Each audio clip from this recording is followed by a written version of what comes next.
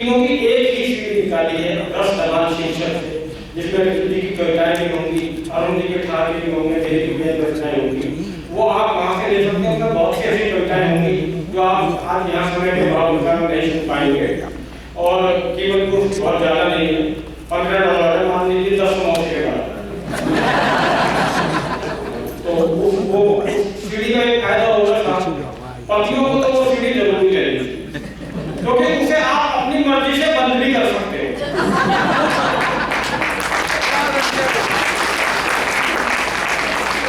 तो एक विशेष कविता मैं आपको सुनाना चाहता हूँ इस दौर में। इस कविता के लिए आपको थोड़ा सा भारत की वर्तमान परिस्थितियों से जुड़ना होगा। हालांकि हिंदुस्तान हमेशा आपके मन में बसा रहता है, मैं उसको प्रणाम करता हूँ, लेकिन हिंदुस्तान की जो दशा है उस पर मैंने एक कविता लिखी है जो वहाँ मेरा एक मानना है कि दुनिया का जो सबसे घृणित काम है वो काम है किसी की हत्या करना, किसी की जान लेना। उससे भी ज्यादा घृणित काम है आतंकवाद फैलाना, बम विस्फोट करना, 150 लोगों को मार देना।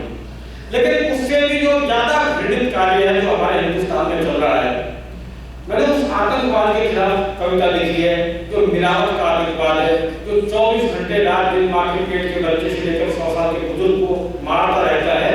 उस आतंकवाद के खिलाफ एक कविता मैंने लिखी है, मिलावट के खिलाफ, वो आपको समझना चाहता हूं। और आप जानते हैं हम तो पिछले 1 महीने से ऊपर हो गए अमेरिका में आए हुए।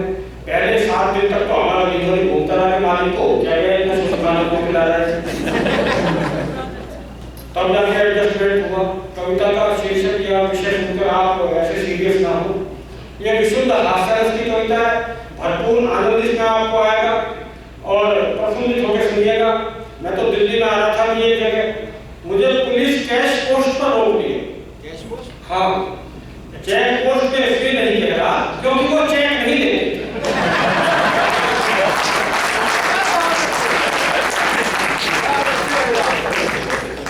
उनका तो सीधा काम था मुझे रोक कर मेरा नाम पूछ लिया, मैंने बता दिया है प्रकाश। अच्छा, नाम सुनकर उन्हें ये लगा ये तो बाबा बाबा होगा, क्योंकि बाबा पिछले दिनों वहां पकड़े ऐसे ही जा रहे थे जैसे घी के किलो कलस्टर। तो वहां से मुझे इस कविता की जमीन मिली। हुआ क्या, हमारे संस्कारों का पतन इस कदर हुआ कि जो आश्रम हमारे ऋषियों और मुनियों के समझे जाते थे, अंदर झांक के देखा तो ऋषि और मुनियों के निकले।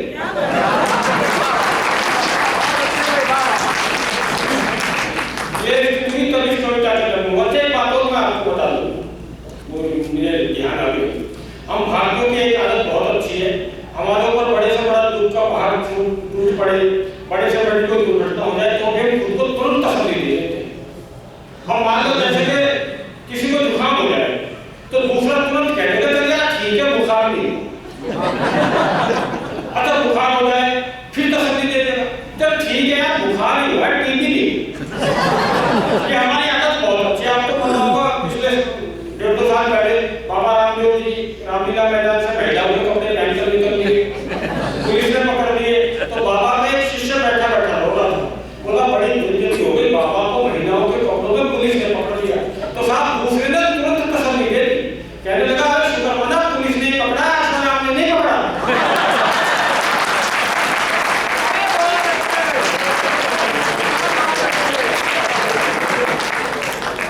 तो लीजिए प्रस्तुत करता हूँ मिलावट की खिलावट। जुड़िएगा, आप कविता से आनंद आएगा। देश के विकास के लिए नई पीढ़ी को नई राह दिखानी थी, वेस्ट से बेस्ट यानी फेंकने वाली चीजें काम में लानी थी। पर लालच के अंधेपन में हम सब सपनों को उतराए, कचरे से बिजली बनाने चले थे और लीद से धनिया बनाने पर उतर आए। बहुत अच्छे भाई, वाह। लीद से धनिया बनाने पर उतर आए, देखकर विकास की ऐसी गाथा मैंने पकड़ लिया माथा कि क्या करें गद्दारों का। जितना डर नहीं था महावीर के जमाने में हत्यारों का, जितना डर नहीं था बुद्ध के जमाने में चोरों का, जितना डर नहीं था गांधी के जमाने में गोरों का, उससे ज्यादा डर हो गया है आज मिलावटखोरों का।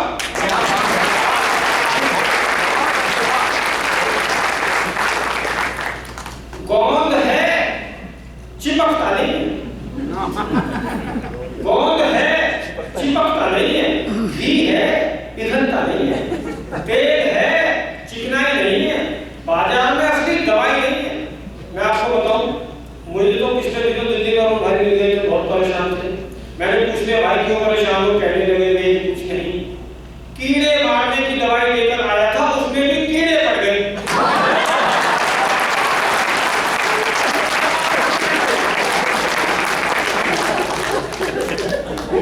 मैंने तो किसी की दो पंक्तियां सुनी थी पिछले दिनों, मेरी खुदकुशी के चर्चे थे शहर में, सुबह उठे तो पता लगा मिलावट थी जहर में। और साहब किसी और की छोड़िए, मैंने तो खुद अपनी दो पंक्तियां किसी और के मुंह से सुनी। और सच्ची बता रहा हूं, ये अलग तरह की मिलावट थी। एक कवि सम्मेलन का औसत निरीक्षण कर लिया, वहां सुनिए, आगे सुनिए। हास्य रस और वीर रस की मिली जुली पंक्तियां आनंद आएगा। जो ना घबराए कभी बंदूक तलवार या कराटे से, ऐसे वीर मर गए केवल कूटू के आटे से। ये तब ये लिखना पड़ा, गोंद है, चिपकता नहीं है, घी है, ईंधनता नहीं है, तेल है, चिकनाई नहीं है, बाजार में असली दवाई नहीं है, चीनी है, मिठास नहीं है, इमली है, खटास नहीं है, फल है, स्वाद नहीं है, फसल में असली खाद नहीं है, कविता है पर आपकी दाद नहीं है।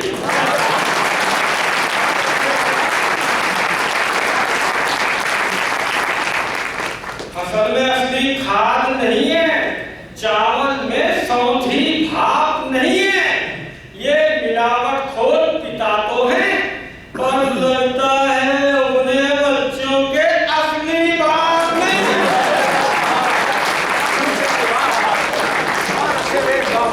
और बात शक्तियां बैठिए, तब कविता की महीन पंक्तियां आपको सौंपता हूं।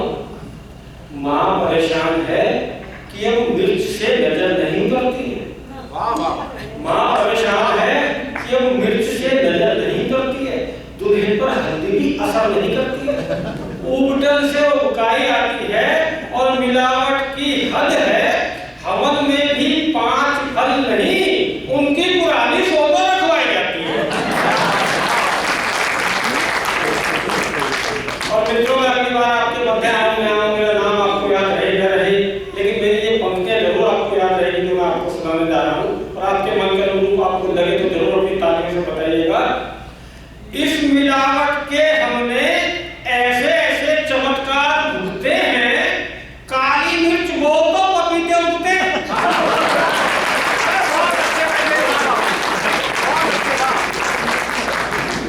इस मिलावट के हमने ऐसे ऐसे चमत्कार भुगते हैं, काली मिर्च वो तो पपीते उगते हैं। पत्नी ने कहा, सुनो जी, घर में रबर बैंड नहीं है, बालों में क्या डाले? मैंने कहा फ्रिज में पनीर पड़ा, इसके बना ले। एक दिन पत्नी फिर बोली, बेटे के लिए सांस लेने वाले जूते ला दो। सांस लेने वाले जूते आते थे, हमारे यहाँ क्या बनाता था उनका। बेटे के लिए सांस लेने वाले जूते ला दो। मैंने कहा इस शहर में इतना धुआं है, तुम ही सांस लेकर दिखा दो। अब यहाँ पे बैठने में इतनी ताजगी, इतनी ताजा हवा, इतनी हरियाली अमेरिका में देख देखकर हमारी आंखें हरी हो गई। हमें बंदे होने के सावन की जरूरत नहीं रही। हमारा दिल्ली में तो ये हालत दूषित ही, पेड़ों को बचाने के लिए कई तरह का अभियान चलाना पड़ रहा है, पार्कों में लिखना पड़ रहा है कि आप पेड़ों से भी उतना ही प्यार करें जितना पेड़ों के पीछे करते हैं।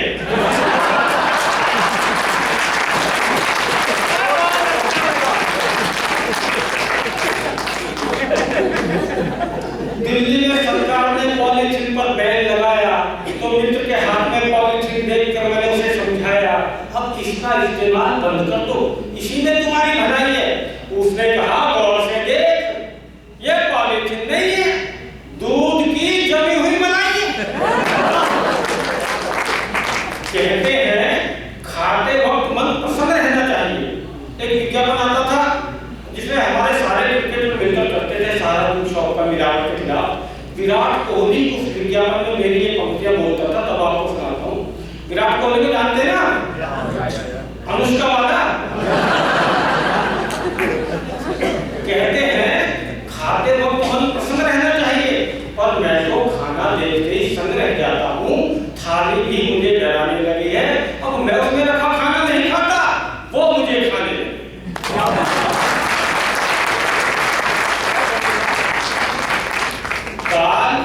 दाल चेहरे पर पाउडर लगाए बैठी है, मटर ग्रीन एंड लवली चिपकाए बैठी है, लौकी ने दही में उभार के लिए इंजेक्शन लिया है, और जिस दूध की दही रखी है उसने सवेरे ही शैम्पू किया है।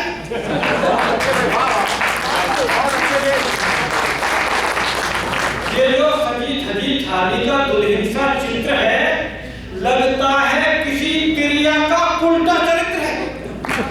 और अगली सिर्फ एक पंक्ति पर मेरा शब्द भरपूर स्नेह चाहिए। लगता है किसी क्रिया का उल्टा चरित्र है, सो खाना देखकर मुंह में पानी नहीं झाग आते।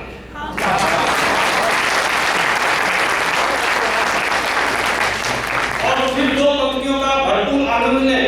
मेरा मतलब है अगर खाली ना ऐसे खाने की एक दो प्लेट, तो बेटा फिर कितना ही घुमा लियो बाबा रामदेव की तरह पेट।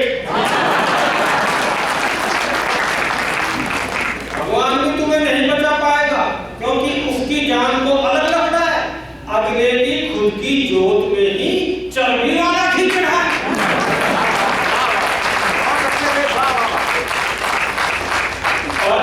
और कृष्ण जी अभी अपना खेल जमा लेते हैं। माखन चोरी के इल्जाम पर यशोदा मैया को सफाई नहीं, मेडिकल रिपोर्ट थमा देते हैं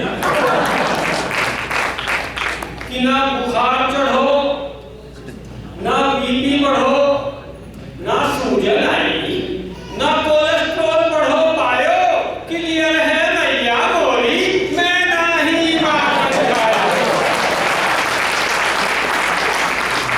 क्लियर है मैया बोली, मैं नहीं माखन खायो।